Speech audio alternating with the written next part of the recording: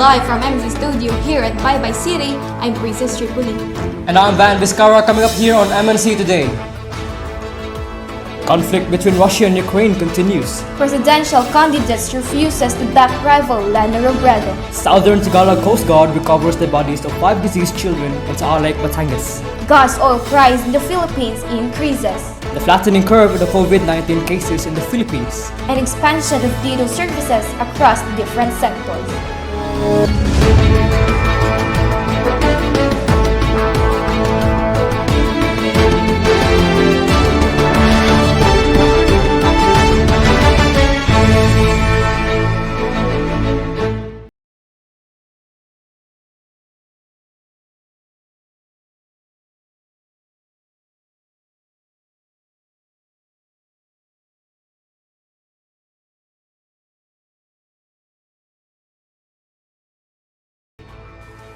As Russia launches barrage of missiles across Ukraine in weeks, President Volodymyr Zelensky announced Vladimir Putin's new offensive to take full control of the eastern part of the country is now underway.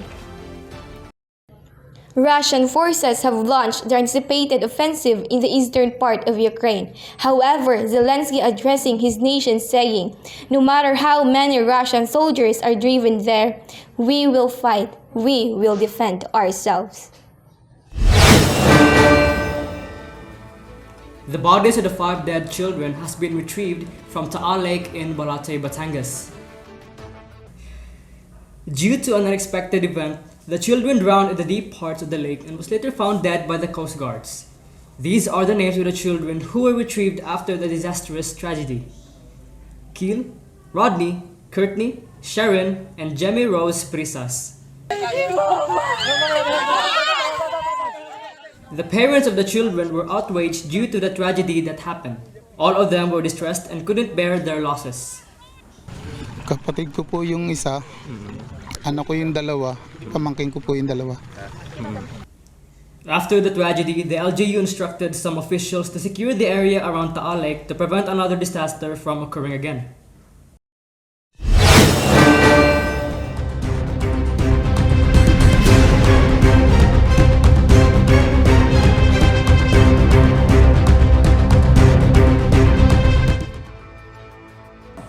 Lacson, Moreno, and Gonzalez reacts to the speculations regarding withdrawal from the presidential race.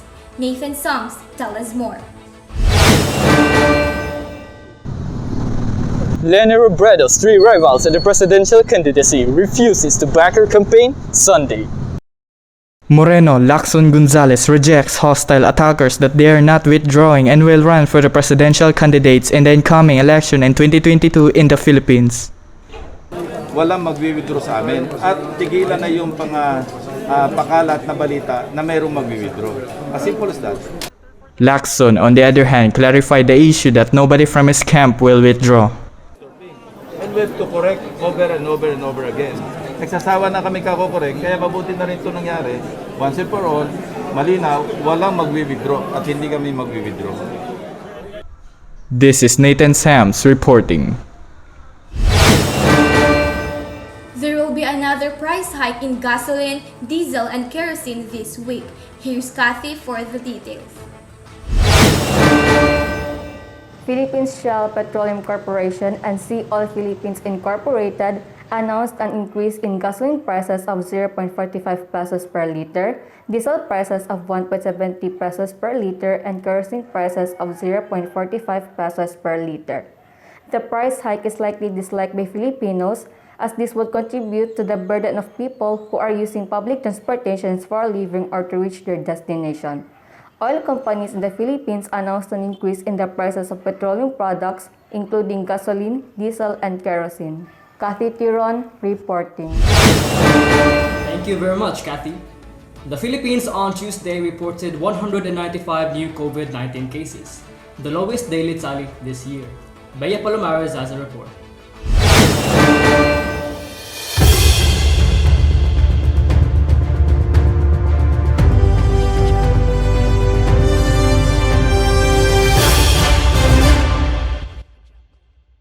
According to the Department of Health latest data, the active infections dropped to 21,038. The previous tally recorded was 17,374 last January 1, 2022. Among the top regions with cases in the recent 2 weeks were the National Capital Region with 1,148, followed by Region 4A with 464, and Region 3 with 333. The DOH said the total recoveries climbed to 3,602,035. 5 new fatalities, however, brought the nationwide death toll to 59,969. As of now, the vaccination program of the government continues until it reaches the level of what they call herd immunity, or 67% of the country's population are now fully vaccinated. Bea Palomares reporting. Thank you very much, Bea. Meanwhile, Dito Telecommunity expands its services nationwide. Here's Mary Grace Managbanag for the details. The formerly known Mindanao Islamic Telephone Company Incorporation, now known as Dito Telecommunity Company, began its first national branching on March 8, 2021. According to their Chief Commercial Officer Evelyn Jimenez, their services has launched to over 500 cities and municipalities nationwide. Multiple selected areas included Visayas and Mindanao regions, Metro Manila, Cavite, Pampanga, Bohol, Cebu, Sarangani, and many more, reaching over 7 million active subscribers in just 1 year. Mary Grace Managbanag reporting. Thanks for that details, Mary Grace. Now, coming up for more on MNC Today. Baybay City Senior High School accommodates landslide survivors. Visayas State University student tops mechanical engineering licensure examination. City of Baybay's new face soon to rise. Vaccinated residents in the city of Baybay continue to rise. Oldest church in Baybay continues its ministry. Beautiful women across the Philippines joins Binibining Pilipinas 2022. Plus, no perfect treats for mothers on their special day. MNC Today will be right back after this short break.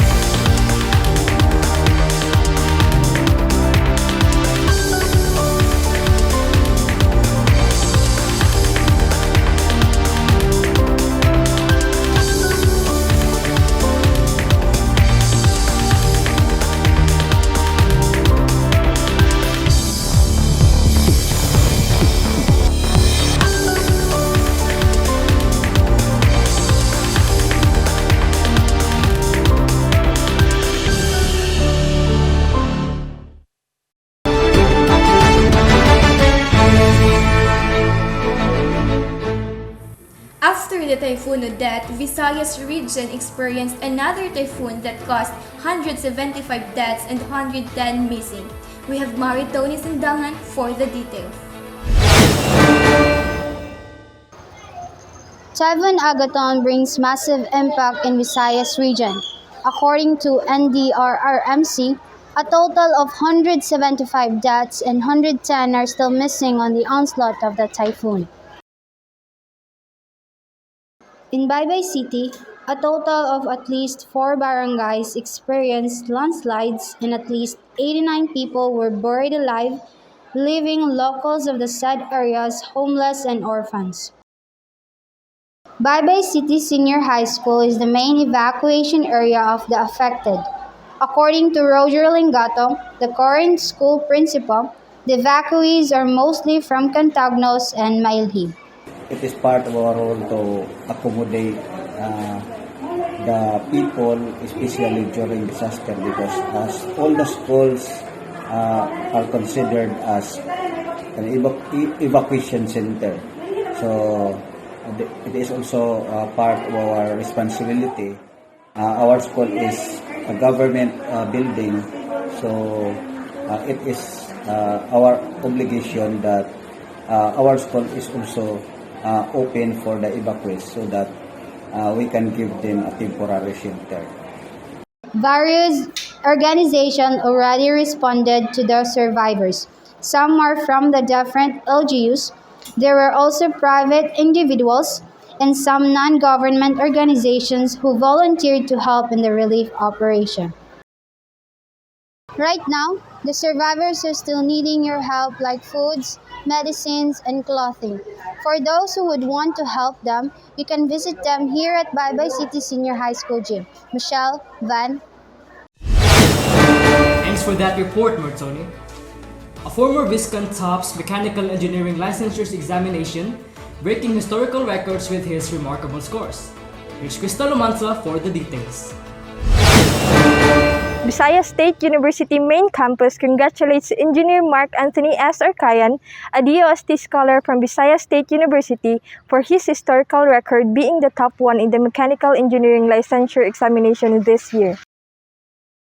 Arcayan broke the record by obtaining a score of 96%, the highest so far in the history of mechanical engineering licensure exams. He shared the following 3 important points that served as his guide in life. First is consistency. He said that even if an individual is intelligent, if one does not constantly study or practice, there will be a chance of disremembering or overlooking. Moreover, a person must be consistent and determined despite the many challenges and negativities around. Second, one must strive to maintain balance in all aspects of existence including family, school, work, physical, spiritual, social, and even love life. Third is prayer. We must have a constant relationship with God. We pray always even if we are not in need or in pain. Mr. Arcayan received a plaque of excellence award, certificate of recognition, and a 20,000 pesos cash from DOST for this achievement. Crystal reporting. Thank you for the report, Crystal. Now, a new face of Baybay City will soon rise. Here's Jeanette Yu for the report. State-of-the-art convention center, Olympic-sized stadium, modern 4-story city hall, seaside boardwalk, PUV modernization. These are the ongoing projects of Baybay City Leyte, which is part of the Build program of the current administration. Baybay City has a total land area of 46,050 hectares. It became a city on February 15, 2011. Though it is one of the youngest city in the region, but for the past 11 years it has managed to develop its assets and is known as the third richest city in Eastern Visayas 2020 with a total assets of 4,079,953,031.37. As we can see here, this stadium is still on progress.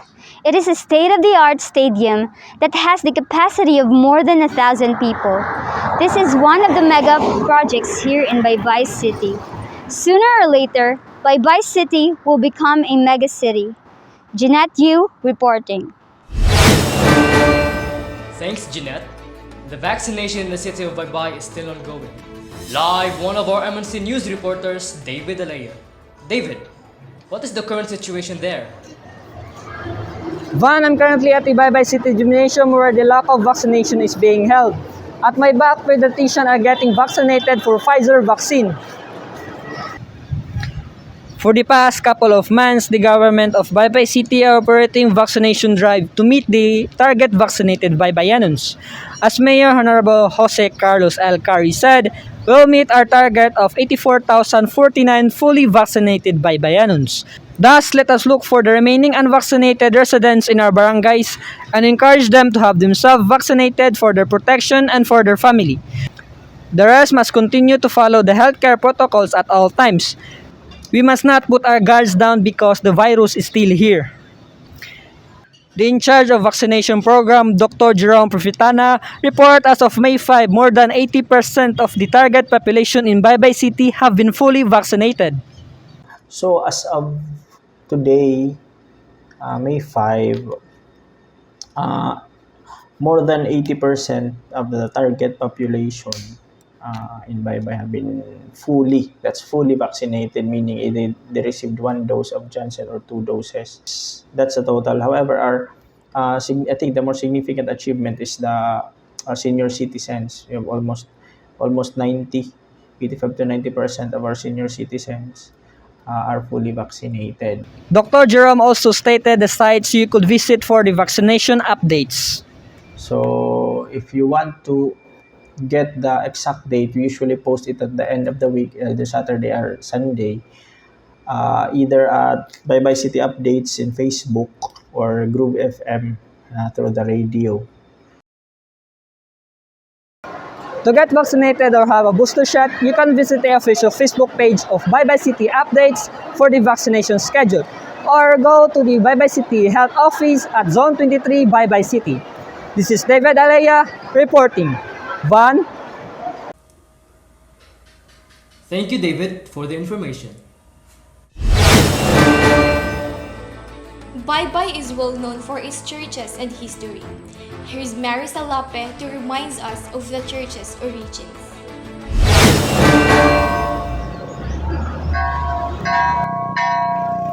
About 8 kilometers south of downtown Baybay City, the oldest church established by an Augustinian priest is found. St. Isidore Labrador Chapel is located along the highway and faces southwest parallel to the nearest coastline in Barangay Punta, Baybay City. Barangay Punta is one of the 7 original barangays of Baybay City and was believed to be the original site of Baybay itself. The St. Isidore Labrador Chapel is considered as the oldest church in the city of Baybay since it was established in the year 1634. In fact, it is 236 years older than the Immaculate Conception Church in downtown Baybay since the Immaculate Conception Church was established in the year 1870. Moreover, it is one of the oldest churches in eastern Visayas and is also considered as the oldest church in Diocese of Maasin. The chapel is listed as one of the 500 Jubilee churches in the Philippines. Bishop Precioso D. Cantillas, SDBDD, led the opening of the 500 Years of Christianity Jubilee Door, where he also blessed and unveiled the first circumnavigation marker last April 5, 2021. As of now, the chapel is still standing firm and strong to continue its ministry. The Punta Church is one of the pilgrimage sites in Leyte, wherein the devotees regularly visits this area in honor of Saint Isidore. Mayor Grace Salapi reporting.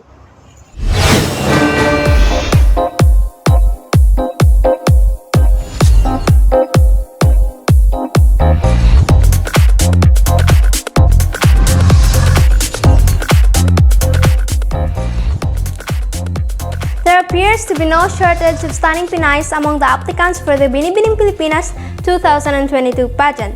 Binibining Pilipinas officially introduced the candidates for the Binibining Pilipinas 2022. Graciela Liman, Cyril Payomo, Jasmine Di Macolangan, and Karen Lore Mendoza, as well as previous PBB contestant Diana Maki, were among those that applied. It was also a surprise when comedian Herlene Budul, better known as Hipon Girl, joined. 11 fresh faces are the representatives of Aces and Queens, including actress Stacey Gabriel and pageant veterans Christine Maliksi, Liz Mabaw, Ethel Abellanoza, Joanna Day, and the reigning Miss Kumu Global Iman Crystal. The Kagandahang Flores Beauty Camp will feature German Pinay model Ana Valencia, TV reporter Justine Ponsalang, and volleyball player Joy Dacoron. Meanwhile, Miss Universe Philippines has announced its 32 official candidates. Pageant veterans past like Miss Earth Philippines 2018 Celeste Cortesi, Miss World Philippines 2019 Michelle D, Mutya ng Pilipinas Pauline Amelinx, and Reina Hispano-America Filipinas 2019 Katrina Liagado. The coronation of 2022 Miss Universe Philippines is on April 30. This is your latest showbiz update from your MNC star, Jana Luzil. Van, Michelle. Thanks, Jana. On our discarded tips for today, know how to make your mothers happy on their special day. Here's Charisma Letejeyo for the show.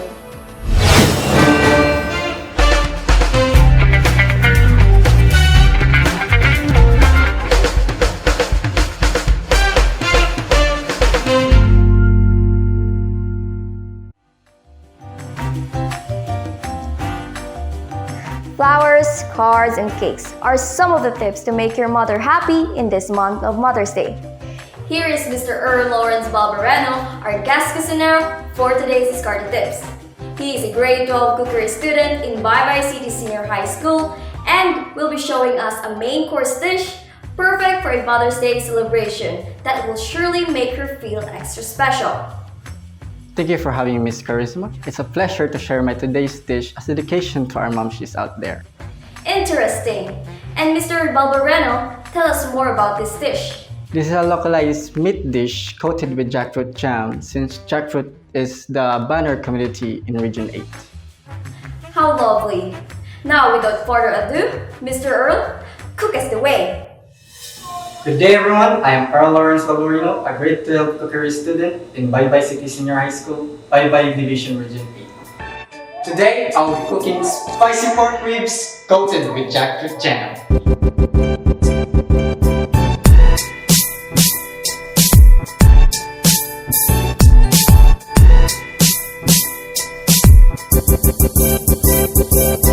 In every dish that we'll be cooking, we always perform mise en place to make sure all ingredients, tools, and materials are available within reach. Mise en place ensures smooth process of cooking, but before performing mise en place, you should wear a comfortable, desirable cooking outfit. These are the tools and utensils that we'll be needing.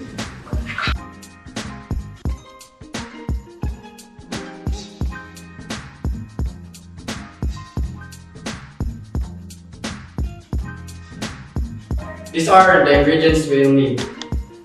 For the main dish, garlic powder, salt, black pepper, chili, lemon, 1 cup of water, and pork ribs. For the jackfruit jam, we all need 1 cup of water, sugar, and the jackfruit. These two are for garnishes. Now, let's slice the pork ribs. But first, for safety measure, let's put a damp cloth or a damp kitchen towel.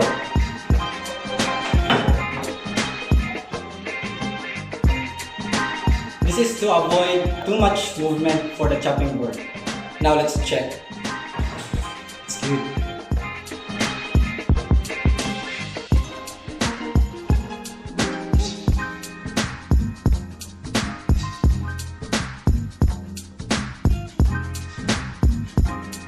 Now let's weigh if it's at least 200 grams. It's good.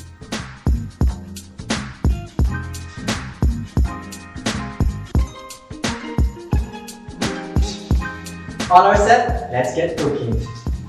First, let's boil the pork ribs and boil it for about 20 minutes. While waiting for 20 minutes, let's make our jackfruit jam. Put the sugar and the jackfruit.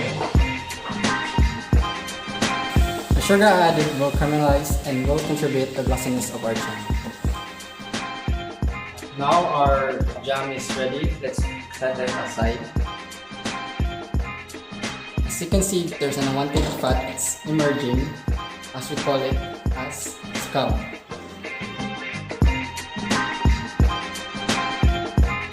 Now let's prepare our wet and dry mixture. For wet mixture, let's put first the sauces, then the calamansi, then the chili.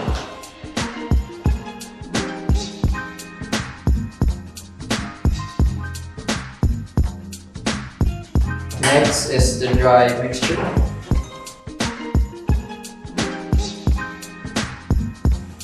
Combine it using the wire whisk.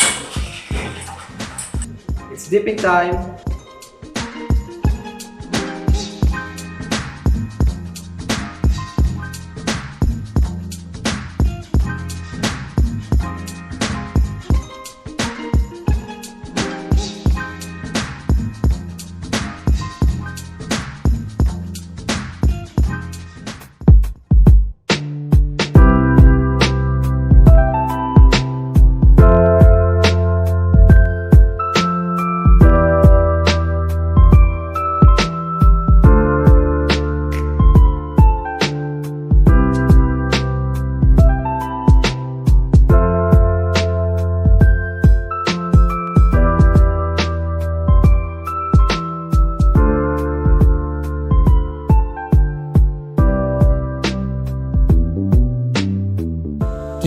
spicy pork ribs coated with jackfruit jam. And remember, the secret ingredient to a delicious dish is love. That is why cook with love. Wow, what a dish! This will certainly make them enjoy to the fullest. Also, a very big thanks to our chef for the day, Mr. Earl Lawrence Balbarino. And that's all for today's Discarded Tips. I am your host, Charisma Leteheo, giving you the delightness, sweetest, and exciting cooking show for today. Van, Michelle.